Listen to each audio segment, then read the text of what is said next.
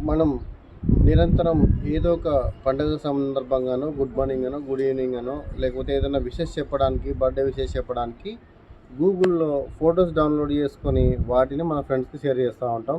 లేదంటే మనకేవైనా విషెస్ సంబంధించినటువంటి మెసేజెస్ వాట్సాప్‌లో, సోషల్ మీడియాలో వచ్చినటువంటి ఫోటోస్‌ని, ఇమేజెస్‌ని వేరే వాళ్ళకి షేర్ చేస్తూ ఉంటాం. అయితే ఇందులో కూడా సైబర్ క్రైమ్‌కి సంబంధించినటువంటి ఘరానా మోసాలు జరుగుతున్నట్టు ఈ మధ్య కొన్ని సంఘటనలు రుజువు చేశాయి.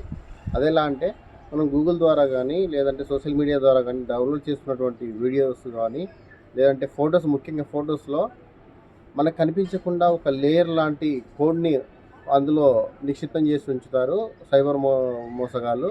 ఆ కోడ్ ఎప్పుడైతే ఆ ఇమేజ్‌లో ఇన్‌బిల్ట్‌గా లోపల ఉంటుందో మనం ఫోన్‌లో డౌన్లోడ్ చేసుకొని దాన్ని ఫార్వర్డ్ చేసినప్పుడు కానీ, లేదంటే మనం దాన్ని డౌన్లోడ్ చేసుకున్నప్పుడు కానీ, మనకు తెలియకుండానే బ్యాక్‌గ్రౌండ్‌లో ఒక యాప్ అనేది ఇన్‌స్టాల్ అయిపోయి ఒక లింక్ ద్వారా అది మనకు కనిపించదు ఫోన్‌లో ఎక్కడ కూడా వెతికినా.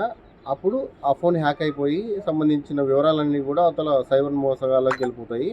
తద్వారా మన ఫోన్ హ్యాక్ అయిపోయి మనకు జరగాల్సిన నష్టం అంతా జరిగిపోతుంది. అలా జరిగిందన్న విషయం కూడా తెలుసుకోవడానికి చాలా రోజులు పడుతుంది. సో, గూగుల్ ద్వారా గానీ, ఇతర సోషల్ మీడియాల ద్వారా గానీ వచ్చే ఫోటోలను మీరు ఎలాంటి నిర్ధారణ లేకుండా వెంటనే పంపించేయకండి. జాగ్రత్త వహించండి. మీకు ఏదైనా సైబర్ క్రైమ్‌కి సంబంధించి ఇన్ఫర్మేషన్ కావాలన్నా, లేదంటే మీరు ఏదైనా మోసం జరిగితే మీకు హెల్ప్ కావాలన్నా గవర్నమెంట్ హెల్ప్ లైన్ నంబర్ 1930కి కంప్లెయింట్ చేయండి.